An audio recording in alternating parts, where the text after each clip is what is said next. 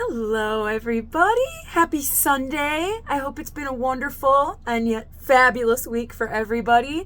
I am Liz Ramali. I am the creator of FabuLyssFitLife. I was able to create a lifestyle that fits me, and I want to help other people do that as well. I've been able to lose over 250 pounds and keep it off for over 10 years. And I started with the assistance of bariatric surgery. However, I've been able to maintain my weight loss, not only using my tool, bariatric surgery, but rebuilding a lifestyle for myself that actually works for me. Today, I wanted to talk about one of the reasons why it's so hard to keep the weight off.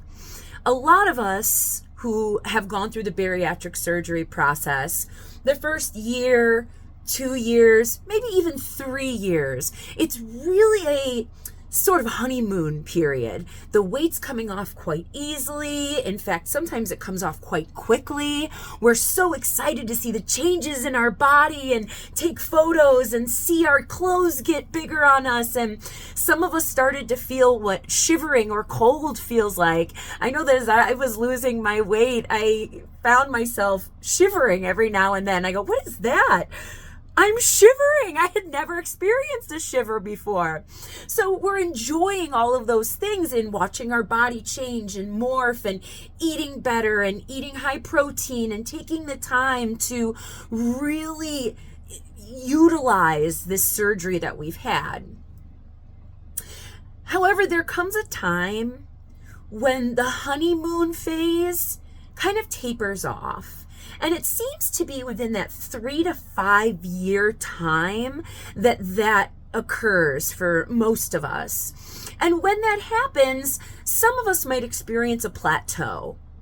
Some people have a plateau much sooner, maybe 1 month, 2 months, 3 months. And that's more so to do with the surgery itself. And your body needs time to adapt and adjust. We've literally had our internal organs and our processes rerouted and changed and morphed. And so our body has to readjust. Just like when one road gets blocked off, you have to find another route to get to work. That's what our insides are doing. They're having to find new routes and ways of functioning for us. And so we sometimes get a little impatient and try to almost force our body to keep going and to keep losing weight. But eventually we get to kind of our body's sweet spot. And when that happens, we really experience a significant plateau. At that point, it gets very challenging because there's a few different ways to go about handling this situation. Some folks say go back to basics. Go back to a liquid diet and high protein and protein shakes and essentially start over with that post-surgical diet that our doctors gave us. Some folks, they might shift into a different diet or eating plan or workout plan or something else that has worked for them in the past. And others are now reaching out for the GLP-1 shots and medical weight loss shots, the semaglutide. And so while everybody has their own way of approaching this situation, I think what made my experience very beneficial is that eventually I stopped trying to find the right ways of how I should do things in terms of what I think the right diet is, what I think the right shot is, what I think the right, and I really started to look internally. And I observed myself. And I just spent time kind of taking in how my body functions, how I handle foods and how my body responds to working out and what my body likes and doesn't like and what workouts feel good and which workouts do I enjoy. That was the time when I really started building a lifestyle for me. as opposed to asking others, what did you do in this situation?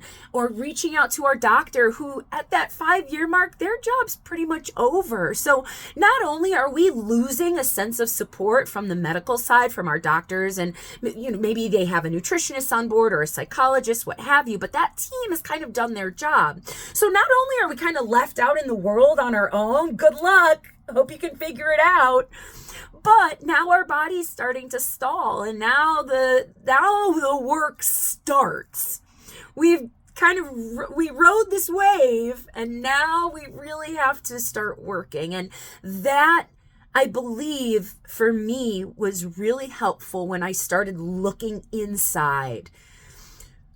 When I started paying attention to how my body functions, how foods impact me, how exercise impacts me, and what I enjoy, I was able to really build those lifestyle aspects for myself that A, I enjoy, that B, serve me well and support me in keeping off my weight, and help me continue to build as a person and continue to take care of my body and build a sense of wellness in this new body. And weight loss is not going to be linear all the time, especially once you get down near your goal weight. I have lost beyond my goal weight, but after that, you're really working hard to stay where you are or stay below that goal weight or near that goal weight. Some folks gain a little bit of weight back, and there's some philosophy or thought out there that people say our bodies have a set point. Our bodies are comfortable at a certain point. And I tend to believe that. I think our bodies just know what they like. Our bodies know how it functions. And who are we to tell it what to do? We're just living and hitching a ride in this flesh bag. But I tell the people that I work with, as you're losing the weight, it's important to start working on these aspects sooner rather than later. I was in a situation where I went through my physical transformation and then went through the emotional transformation. But to do both at the same time and build your lifestyle for yourself, the one that fits, the one that gives you the coping skills that are not rooted in food, but that support you through challenging experiences. If you can build that lifestyle that you enjoy and don't mind participating in every day, in fact, you like it, then you're continuing to ride all the way through that plateau, and your life starts much sooner than later. A couple of things that I think would be helpful. When you move or participate in any activities, really pay attention to yourself. Listen to what your body is saying. Are there any joints that don't feel right? Are there any muscles that are in pain or uncomfortable? Do you have any past injuries that you need to be aware of? What kind of movements does your body like? What are you excited to try and do? And what do you want to learn to do? You have a beautiful new body that you've worked hard on, and maybe there's exercise and activity you've never been able to do before. I know when I got to my comfortable weight or my goal weight, I tried those aerial silks like they do in Cirque du Soleil, and I hung upside down for the first time in my life. It was so cool. So learning these new movements and activities is really exciting. So pay attention to that and honor that, whatever you've wanted to try in the past. Also, paying attention to what food does to your body, seeing if there are different proteins that work best for you in terms of if you feel any digestive issues afterwards, any heartburn, any difficulty swallowing or difficulty keeping it down. Pay attention to that.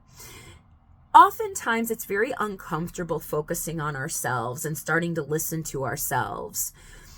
But it's incredibly important to build that relationship with yourself and have a sense of connection and to listen and observe without judgment.